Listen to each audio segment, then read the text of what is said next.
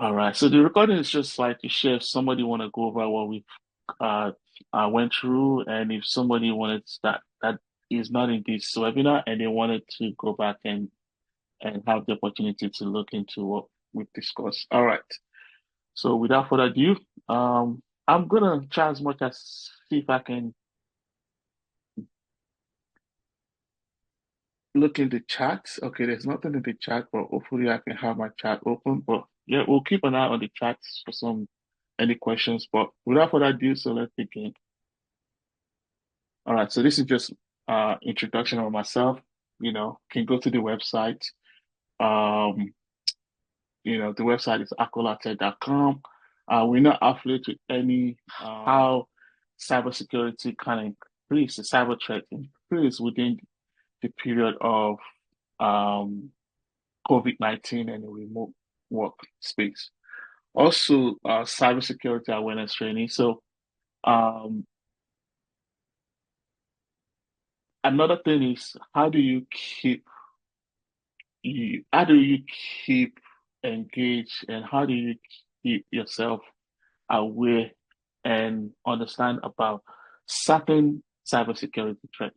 And it usually start from, most people like social media, emails, and things that are more common that we use on a day-to-day basis. So understanding the training webinar and be able to, keep yourself aware of certain threats that you can be more aware of in terms of, you know, you doing your daily activities, writing email, checking your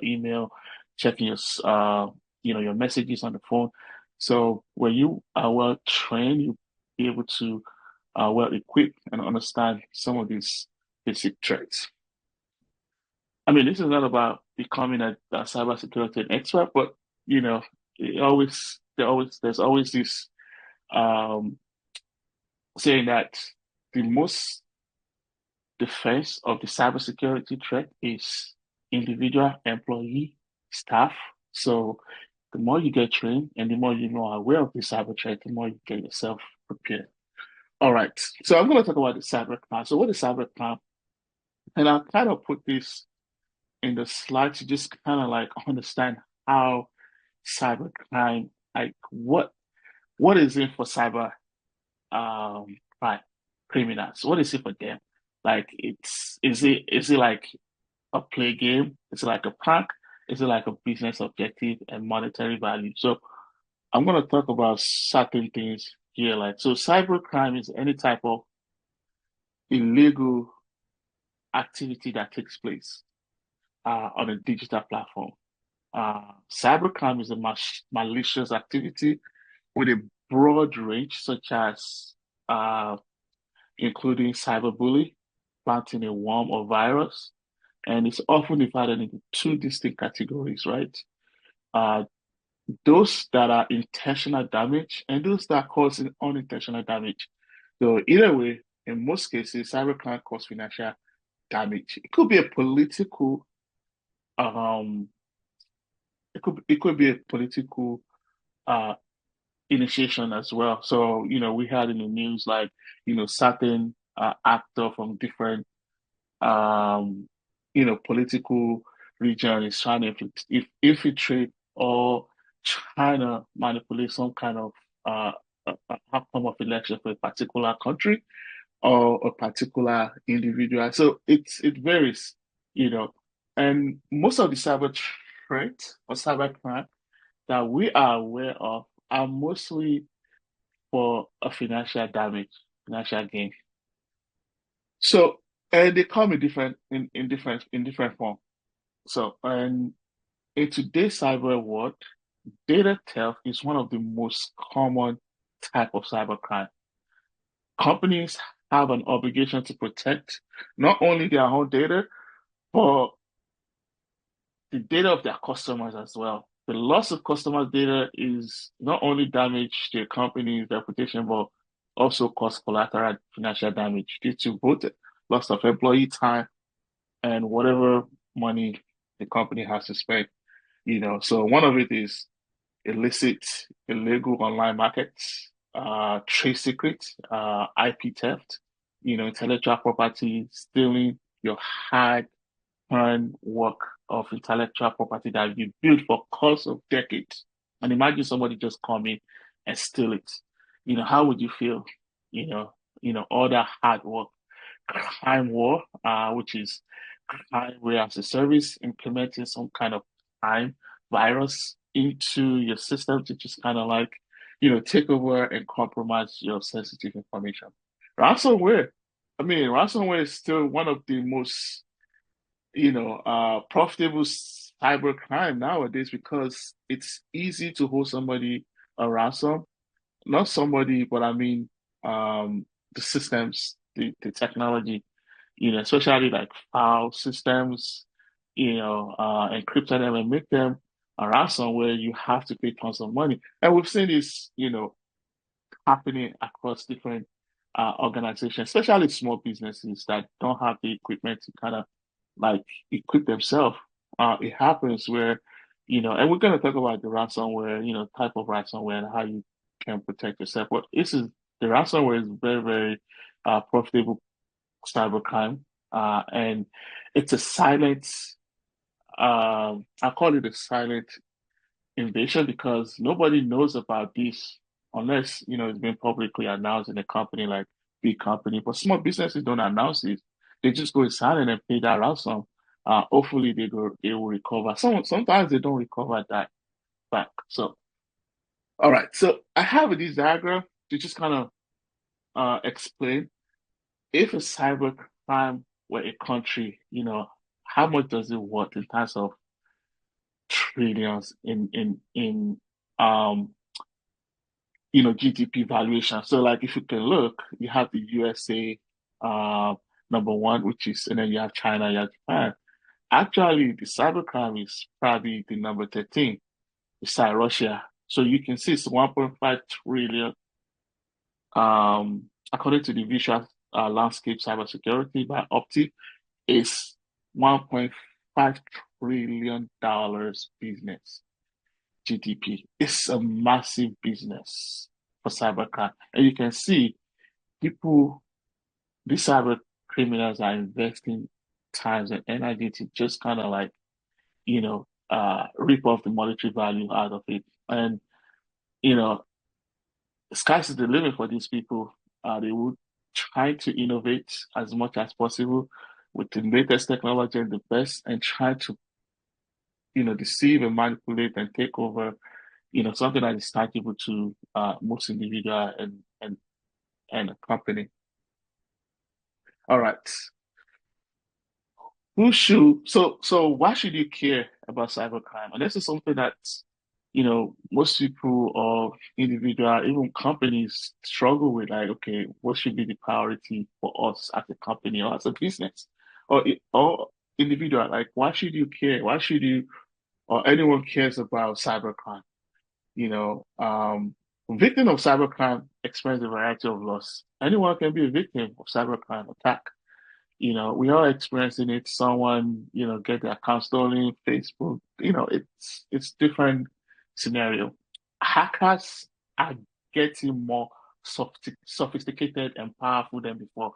Like if you can think about how cyber crimes are more involved in the latest technology, they are probably technology savvy and they understand all the basic in terms of technology. So every day, as the new technologies keep evolving, they are also evolving in their technology. So think about it, it's like it's it's a landscape.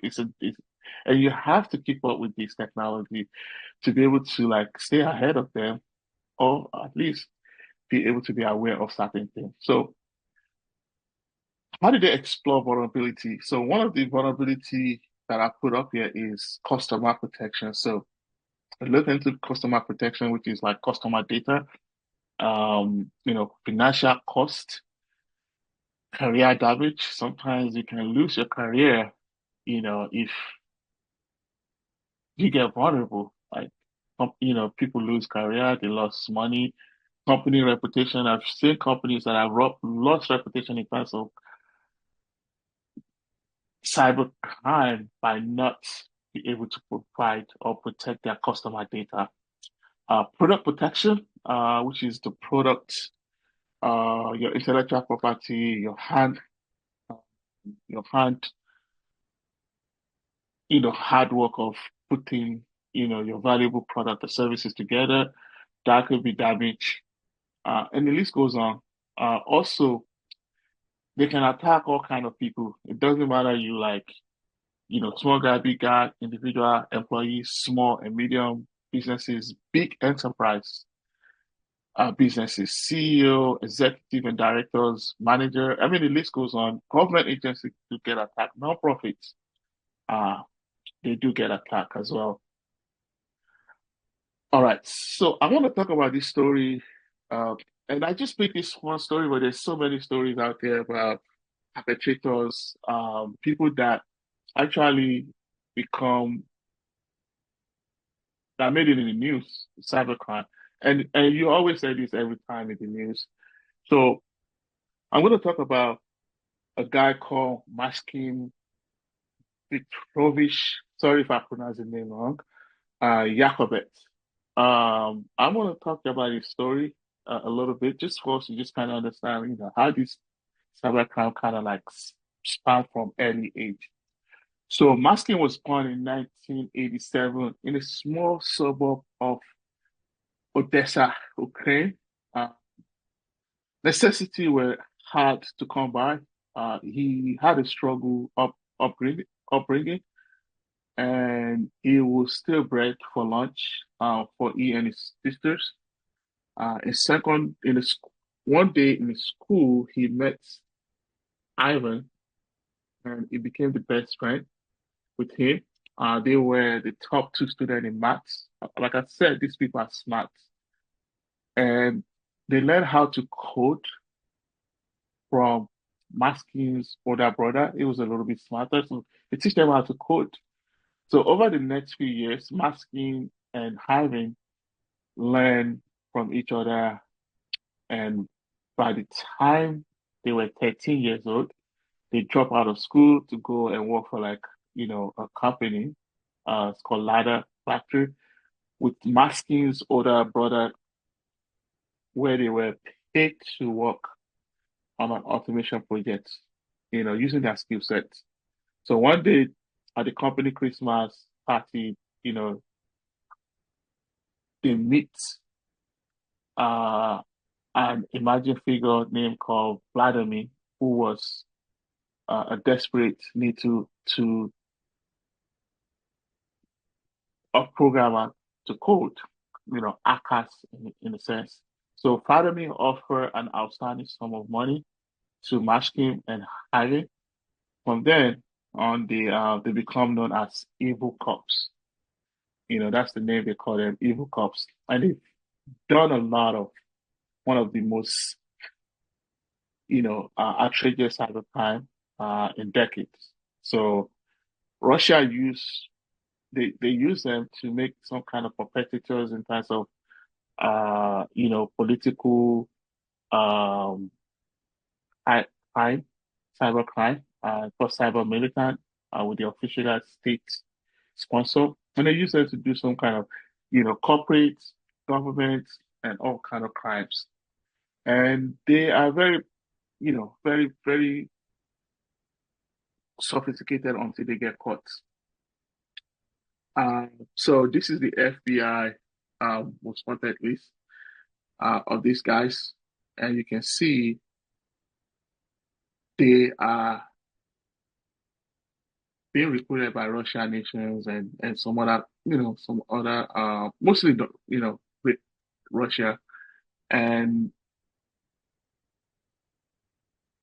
one day, so so what I wanted to explain is these guys they have done some of the most worst cybercrime, kinds of wire fraud, bank fraud, intentional damage, political damage, and they were successful, but they still on the lookout. They probably get arrested, some of them not. So, but the list goes on. This is not the first time this has happened, but I just want us to look at the perspective of how this, they start young and they become clever hack, and then they find a meaningful reward in becoming a cybercrime, and then they explore on it. All right, so I'm going to talk about three common misconceptions about cybercrime. Uh, how do we treat this misconception? So one of it is we have antivirus software. So I want to talk about this because, you know, sometimes when we talk about cybercrime, uh, people just kind of like think I have this in place and I should be able to protect myself, especially small, medium-sized business, even the big, larger organization. We have antivirus.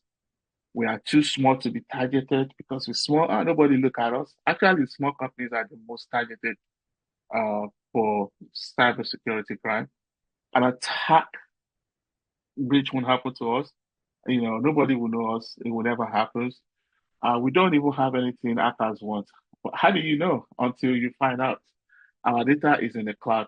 I mean, that's another thing. Meaning in the cloud doesn't mean you security protected. It means in the cloud you can access it anytime, but doesn't mean the data is secure. So that's one of the fundamental things that as an individual you have to like be openly, or companies or anybody to be able to say, you know what, this can happen. If it happens, how should we protect ourselves? How should I or we protect ourselves? What is the most valuable data that we have to protect? And it's not necessarily you have to protect everything, but your valuable information, valuable data. All right. All right. So types of attack. There's so many types of attack, but they come in different forms and different tactics. So one is called password attack. You know, hacking attack which can use scripts, algorithm, password sniffers, keystroke loggers that stick to obtain system password. So like most the clever way of the way hackers trying to compromise, try to uh take over is by injecting something called password attack. Uh, and it usually happens by somebody unaware by clicking the wrong link, clicking the wrong thing on your emails or your phones or whatever, and then they install this script on your phone or in your computer that actually track and sniff through your password. So when you type in your password, it's actually logging in into their system so they can see what password you are putting into the to log in. DDoS attack, distributed denial of services attack, over which what is the DDoS attack? So the DDoS attack is it's called distributed denial of services. And it's an attack that what happened is it overwhelmed the resources of your network or systems. So they will send a bunch of um attack. It could be in a web form, it could be in uh in a network form that will try to deny you or to put your system in a hang situation where you won't be able to do anything. Why they use this? They use this just to kind of like prevent you from, running your business or doing certain activities. It's not widely used, but they use it to launch some kind of attack to make something not accessible. Another attack is called sneak attack, where you won't even see it. One of it is called Trojan horse. It's still being used nowadays, where imposter malware or code these guys to appear legitimate. So sometimes it could be something to get backdoor into your systems. It comes in form of malware. They call it Trojan horses, where they will inject it into your systems. It's called sneak attack. You won't see it. It might come to something that you downloaded. It might come to something that somebody shared with you that it's just kind of affected your system, basically. Another one is called spyware. Spyware eavesdropping attack. And what that usually does is a malicious software that infiltrates devices and also uses to gather information to access your system. Basically, login information, just storing data about your system that it can use to launch or steal data across unsecure network. Basically, they find vulnerability in your network, maybe, something that wasn't patched, unpatched systems, unpatched hardware, and they find that vulnerability and then they exploit it. I also talk about malware is also around the spyware. Malware is very, very used as well in terms of using the same tactics to spread malware. It's it's a malicious software injection into your system or your phone that you use to steal data from your system.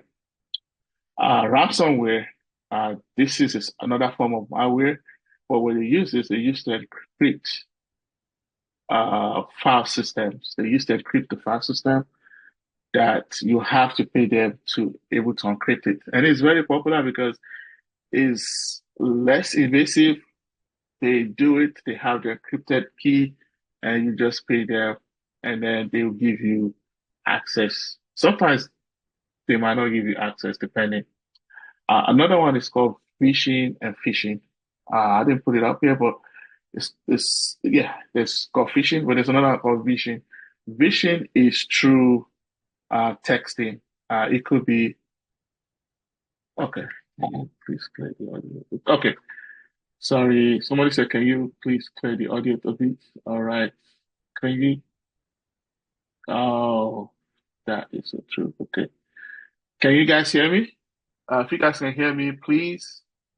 Can you hear me loud and clear? Okay, better. All right. So I just have to speak louder. Thank you, guys. All right. Thanks.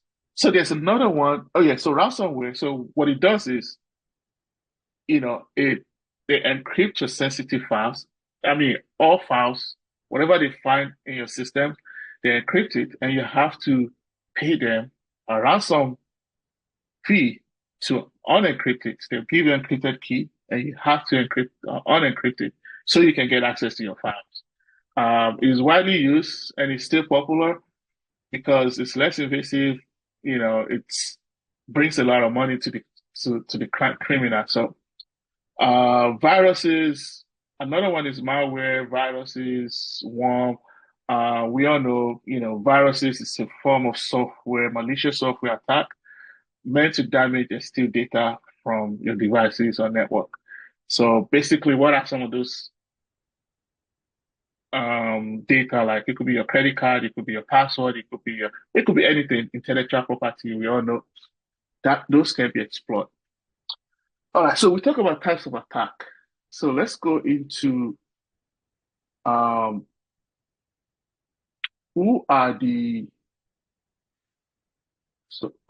skip a little bit. So let's talk about how the data. So Verizon, they always do annual reports every year about data breach investigation. So they will assess as much information they can gather from different attacks that ties into different organization, individuals, and they compile the report. I have the 2024 report. If anybody want to see it, I can share it. It's publicly available. But as you can see, who is behind these breaches? Who are these behind these attacks? So 1% involve partners, meaning like getting together with different organizations or different individuals and launch the attack. Feature multiple partners, also 1%. Had four or more attacker in action, it's about 4% working in a group. Involve internal actors. So what is internal actors? Organized crime. It could be within the organization or it could be out. It could be, usually we'll call it like inside attack. People that knows a lot about the organization. Organized criminal group. Usually, organized criminal group could be in form of state actors. It could be a group of organization that work together to launch an attack in a more um, planned way to try to compromise organization, government, or individual. Perpetrators by outsiders as about 70%, which usually, people that wanted to attack from different organizations, not within a certain organization group, but different different groups or individuals outsiders. It could be one person, it could be two-person, it could be, state criminals, all kind of stuff. And you can see it all span into different actors and different people trying to compromise certain assets because it is it is a financial gain or political gain for them. So they usually work together as a group. It could be individual, but usually in a group settings. All right, let's go to the next slide. All right, so how much does the business worth? How much does the business data worth to bad actors? Like, what is the value? In 2021, and also recently, I haven't updated this slide, but recently by Verizon, it's more than 6 billion digital record exposed in 2021. And 2024, it's even more, to be honest. It's a lot, especially, AI and all these cloud. There's more data to be explored. 43% of all breaches involve among SMB. So what does that mean? It's among small, medium-sized businesses, they are the most that get attacked. But it doesn't make the news. It only make the news of the big company like, let's say, one of the Fortune 500 companies, I don't know. Those are the ones that made it through the news. And it made it through the news maybe because of whistleblower or somebody that knows about it, or they just have to announce because of the regulation. So credit card is about two to five, dollars per record. Customer, and this is the kind of values that is put into each data, into each stolen items. Customer PII, which is patient information record, it's about 20 to 450 per record. Employee record for company, which is about 220 to 450. Medical record, I'm surprised this is not up in the higher state, but it's about $50, $20 to 50 per record. So what I mean per record is per individual, if it's a customer data, maybe one customer, employee, sales and financial value, information, competitive value. Proprietary information, competitive value, meaning like they can sell this information out there. So like, for example, you have a proprietary intellectual property that you are protecting, like somebody steal it, they can sell it to, somebody else and they can take it and then they can develop off of it. So there's so many things this bad actor can do. All right. So what is the impact of downtime? Uh, every attack or every um, vulnerability always leads to downtime, meaning like, you know, loss of hours of productivity. When it comes to ransomware, attacks can cost about 23x, in terms of revenue value or how much the company brings. So ransomware attack don't need to be able to monetize our story value. They just need to be able to find out that they can gain access and they can use it to their benefit. in terms of monetary value, political value, whatever it is. Um, and we see it all the time that happens. And the loss of data, the loss of productivity is the key in this scenario. Like you lost manpower, you lost um, revenue, and you also lost productivity. That means if your system is compromised, uh, likewise your employee will able to be able to work because they can't get access. Nothing is working, and everybody's in limbo. All right, industry affected. So the industry that's affected is different from industry targets, right? As you can see, who's going to get who's going to be hit the hardest by that time? You can see it's construction and manufacturing, right? According to the diagram showing up here, list of reports showing up here. So it's gonna be construction work, construction company, and then there's a professional services, there's healthcare, there's financial services. And you can see based on percentage wise.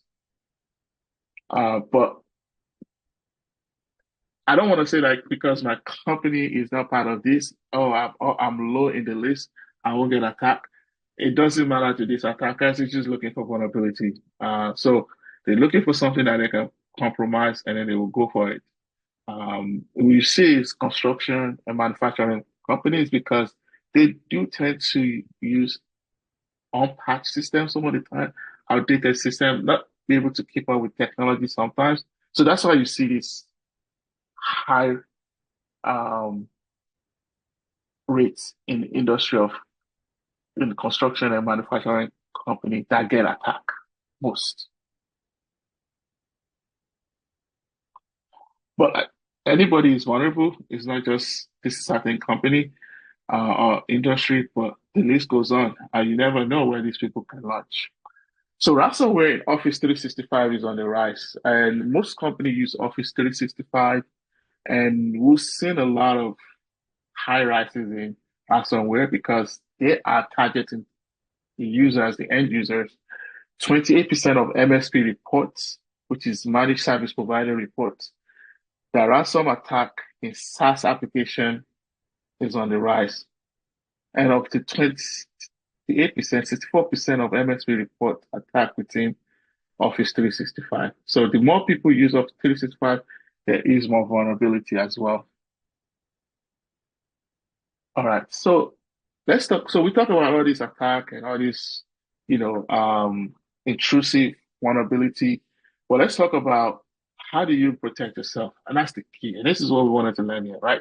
We want to be able to be like, okay, yes, I understand. But how do I protect myself as an individual, as employee of a company, as a CEO, as business owner, as, whatever your status is, right? Mm, So let's look into this one by one, right? Identity protection and access management, which is number one key, involve logins, credentials. How do you protect yourself?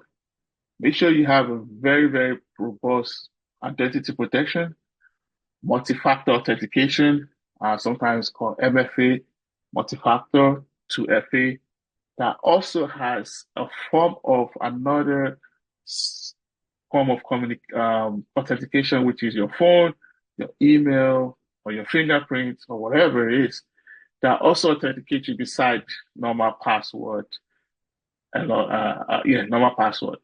So you want to put that in place if you don't have it.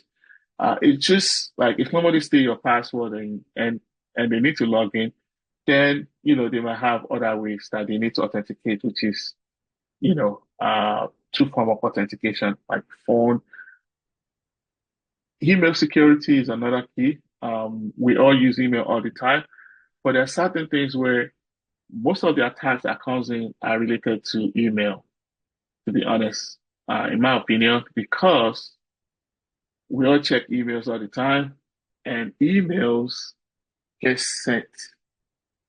And out of those emails that get sent, you open it up And sometimes there might be some illicit exploitations in there. Maybe you have to click something, download something. So if you have the security in place, they might scan through your email, and then they might be able to. Oh, sorry. And then they might be able to. Uh, the security protection might be able to scan those virus or the, that exploitation and be able to remove it or inform you. Endpoint protection, which is antivirus. This does all, so like all these that I put in place that I put on the list are things that you can use to protect each asset that you have. Endpoint protection security is like antivirus, anti-malware protection. Everybody should have it. If you don't have it, I think it's you have to get one ASAP because these tools are also involving in terms of understanding the how cybercrime works and how they are exploiting and how they are using all these malware scripting, and they be able to like capture them ahead of time before, especially the big ones, before it becomes uh, infectious systems. It's likewise, they're also advancing in trying to understand the patterns of how this virus has been developed so that they can also develop a systems that can protect you ahead of time. Remote monitoring and SOCs, monitoring the system, making sure like, if anything happens out of ordinary, you can get notification or inform. Web and network security is very key. Web sites and network security is very key. Patching your network, patching your website to make sure you're up to date with the latest technology. If you're using WordPress, if you're using all these CMS or tools that you have in place to run your business, you make sure they are pinned up to date and also have some security protection in place. Mobile security, as we all use our phone all the time, we should also have some kind of mobile security on the phone. Make sure you have antivirus, anti-malware protection. Make sure you're not going to any unsolicited sites that can have malware or viruses on them. Backup and recovery are very, very key. There's always, always, I always advise customers, individuals, to always have backup and backup and backup. When I say backup and backup, it's like, let's say you have a backup, you might want to back up. Let's say you have the backup on site, you might want to back into the cloud, just in case like somebody compromise your on-prem system. And then if you have it in the cloud, they might not be able to get it and you can recover quickly. So it's a key of protection because you never know when this is going to happen. You never know when there's going to be loss of data, downtime, or whatever it is. But if you have a backup system somewhere, a multiple backup, you can quickly recover that somebody doesn't have it. End user training. I'm going to talk about these like the first defense is training. Train your staff, train employee, train individual on how they can be aware of these threats. So the first line of defense is individual employee, that are in the front line. So make sure you train them and give them the valuable information that is needed. Data protection is another key. Protect your data in all form of all the stuff that I already mentioned. If you have it in place, they are the front force of defense that protect your data and assets. All right. So we have a little knowledge about how do we protect ourselves, right? So let's talk about what can you take right now, right? I put this in place, right? What are the steps that I should take? Actually, it should be four steps. But what are the steps that you should take right now? That if you are on call and you're watching this and you don't have this in place, I would say put multi-factor authentication. If you don't, do it now. There's so many resources out there. What is multi-factor authentication? For some of you that doesn't know it, it's just another form of authentication, like verification that it is you that you're trying to log into a system. So, for example, your phone, you have your phone, When you log in, you put your password, it might send you a text message to say, are you the one? Usually the attacker doesn't have access to your phone. So even if they have access to your password, they still need your phone. So it works in both ways. So when you have your phone, you can authenticate and you can guarantee. Where should you put to multi-factor? I think you should put it in every valuable asset, your email, your bank account, everything. Some accounts, they force you to use it. Some doesn't, but I would suggest to enable it. Password manager. Um, Password manager, there's pros and cons, but the pros is a lot because it puts your password in a secure place where if you lost your password, you can always go there and look for it and actually change your password on demand. I would suggest to look for like I don't want to announce any because we're not affiliated with any of these companies, but I would suggest to research and look for a password manager that has encryption, the IS encryption, you know, three hundred, 3,000, whatever it is, encryption layer on top that can encrypt your data. Even if they steal their system, they can decrypt those passwords. Backup important data such as of 365, your documents, your sensitive data, back it up. If you don't have it, back it up, start backing up. Not every file for sensitive information. And the last is cybersecurity training awareness. We have a cybersecurity training awareness that we're doing a discount. I'm going to talk about it, but it's just the first line of defense. There's so much information you can learn, especially the email. And I'm going to talk about the email patterns later on. This is another one. During the COVID-19, we'll see that there is a lot of increase in cybercrime. In 2020, FBI reported that cybercrime complaints has up about 400% because people are working at home, they are online and there's sensitive information that is being passed around. So it is an exploitation for cybercrime. All right. I think we still have time. Let me just... So remote work and cybersecurity. So I also wanted to talk about this, a little bit. So remote work is when you work remotely, when you access the internet to get access to your company's information. Um, you tend to also, if you're not protected, you tend to also, expose yourself, and you have to be very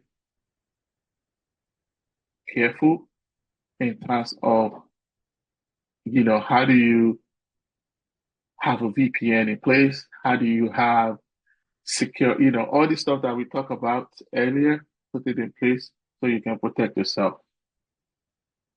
All right. Samples of email, or fake email and spam. I'm going to talk about this. So why I'm bringing this up is because we've seen this so many times.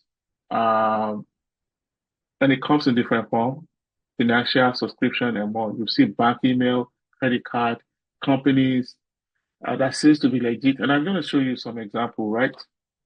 I'm going to show you some example. Let's just have 2 minute break quickly, and then we dive into this. Hold on. Samples of fake email, spam email. So how do you exploit those? How do you find out, especially if you're checking your emails and and you want to be able to like, okay, this is fake, this is not fake. How do you determine this? It's difficult, right? And I want to show you one example, right? And this, all right. All right, so this email, as you can see, it was sent September 25, which is recent, probably 2 days ago, right? And you can see, I want you guys to just take a look, right? This email seems to be legit, right? It comes from somebody. His name is Greg Otsky. It seemed like a reputable company, right? And then see, the email was asking the sales team, they wanted to purchase 175 unit of laptop and they have the specification, tell them, what they're looking for. Say, please touch base with the quote as soon as you get this message. And it seemed like a legitimate company. So as a company, as an individual, what you wanted to do is you wanted to say, oh, thank you. We would like to provide you these services. How much and to the point that you might want to start engaging business with them. But if somebody doesn't know this, they would think this is a legit business deal, right?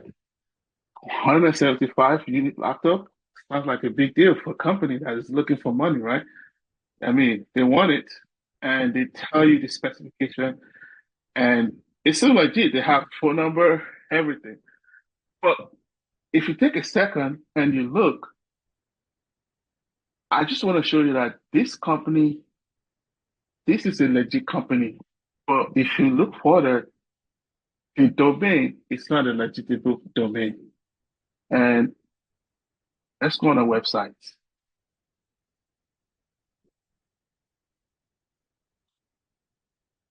I'm just using this as an example. So I searched in the company and look what came out. PF company, I mean Performance Food Group. I click on it and look, this is their website. And if you look at this email, it's called pfgcompany.com. The same logo, right? The same logo, everything. If I type in PFG company,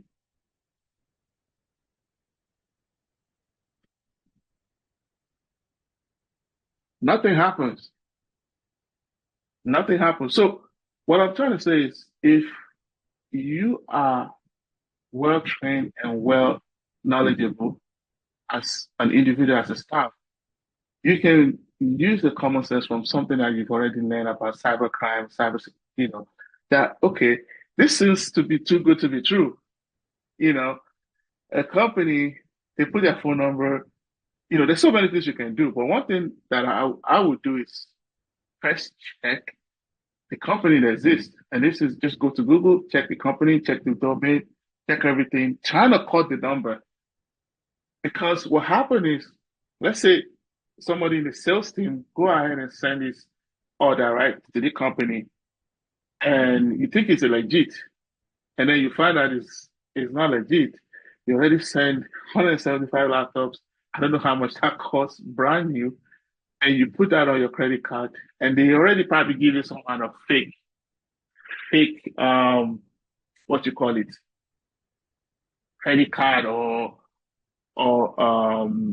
checks that's going to bounce later on once you deposit it in the bank. So these are some of the things that, as an individual, you want to keep track of.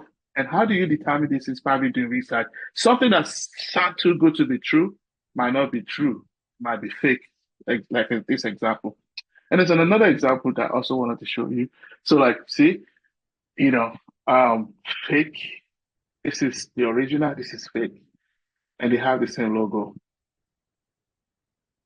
This is another email from PayPal. Look at it, it seems like PayPal, seems like JIT. They're telling you about subscription, and you look at it and you see this is not even coming from PayPal, it's coming from something else. And it is telling you that you purchase Samsung Galaxy S7.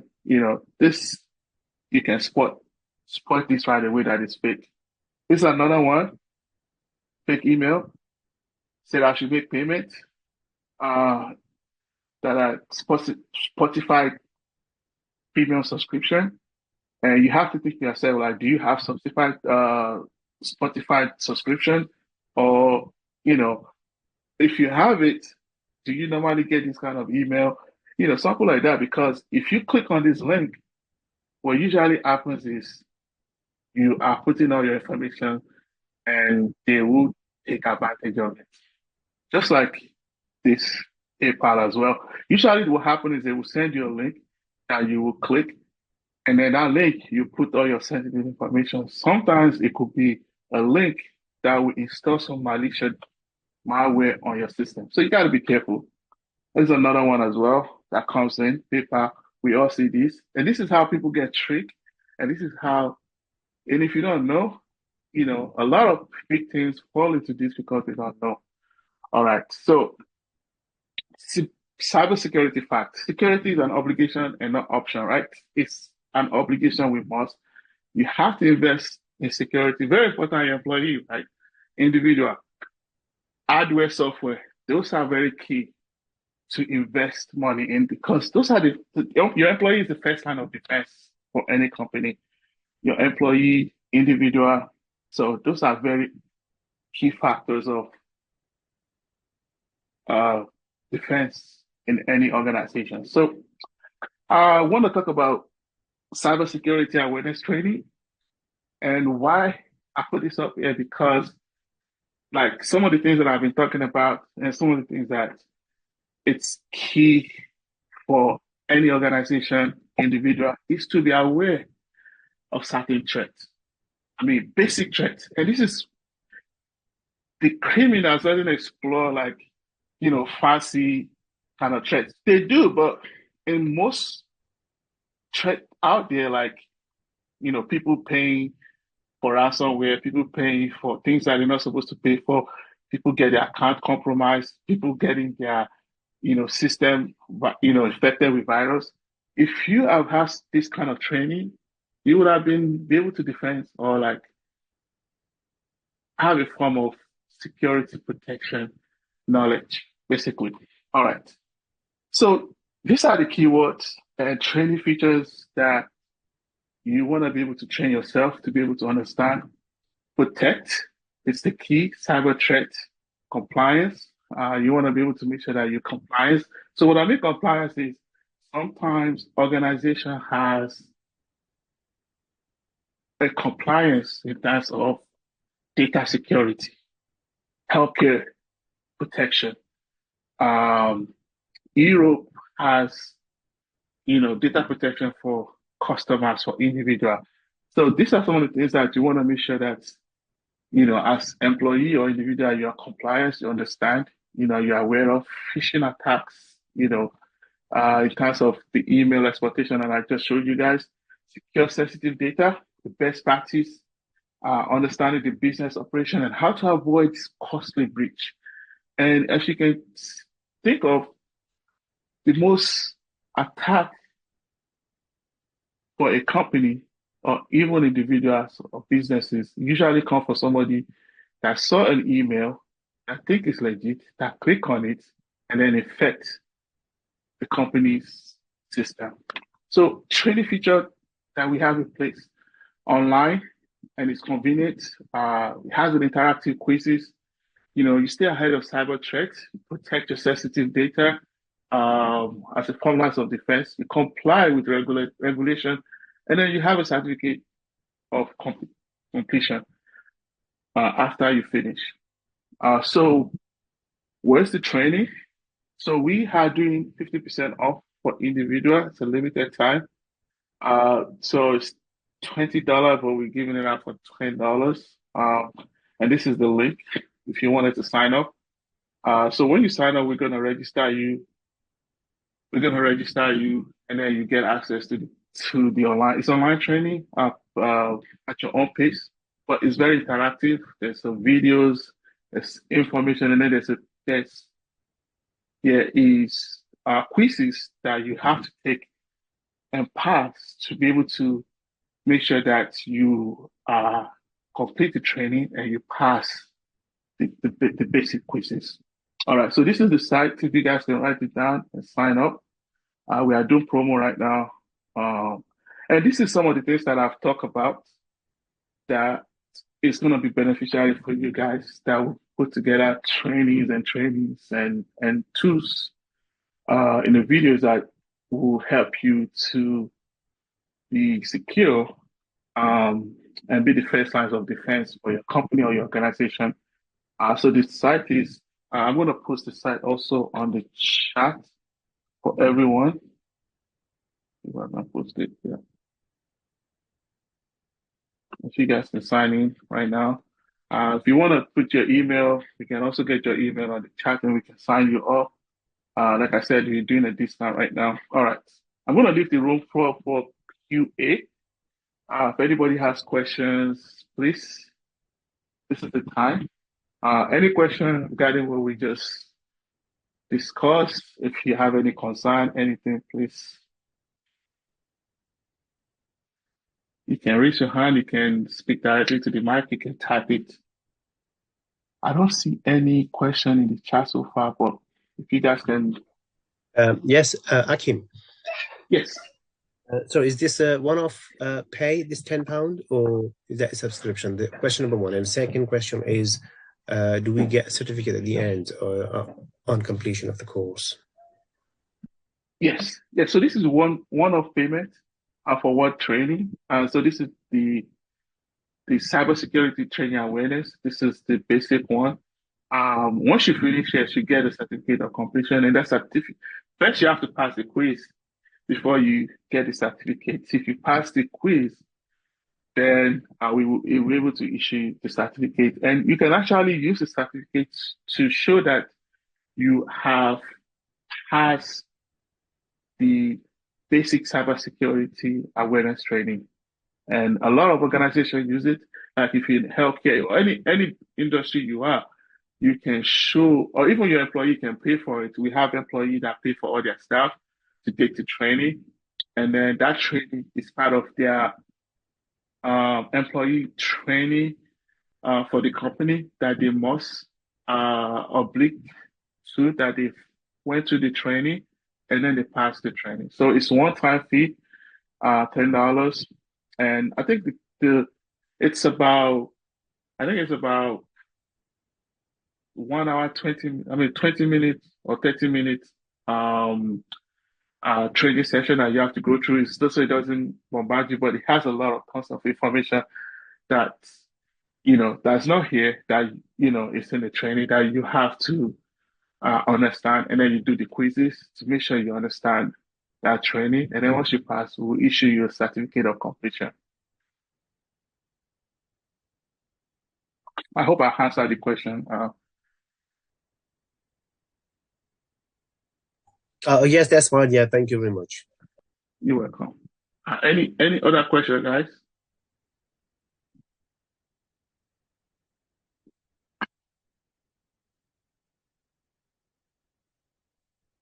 Any question?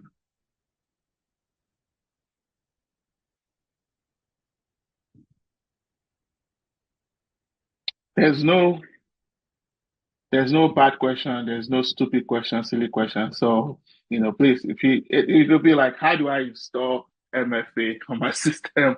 Please feel free. Somebody is doing something. I don't know.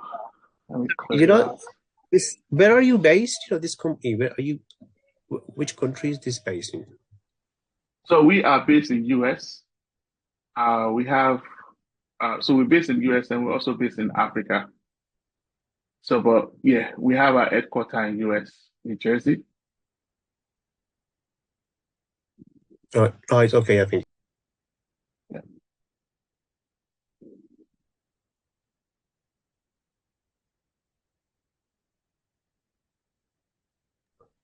If you're drawing something on the board, please stop drawing something. This is not a drawing session. If you have questions, guys, do you have any questions? Anything we just went through, if you guys have it. No question for the session. It was yeah, so thank you very much, people. We're going to share this information. Thank you guys. So if you don't have your email, register, please put it in so we can send you the recorded session and also the slide as well. And hopefully, we're going to come up with another follow-up webinar. So guys, keep track of your email for the next webinar session.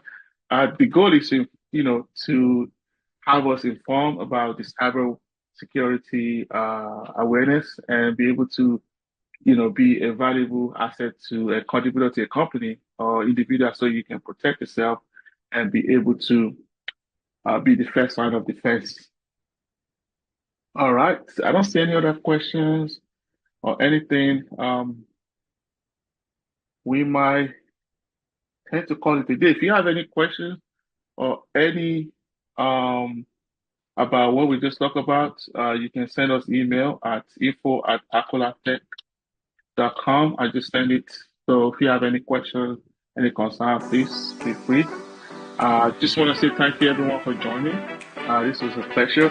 Hopefully next time we have a very more timer, very well organized for next time. So bear with us. Thank you. I appreciate your patience and your time. Thank you guys, and have a very wonderful day. Take care, guys.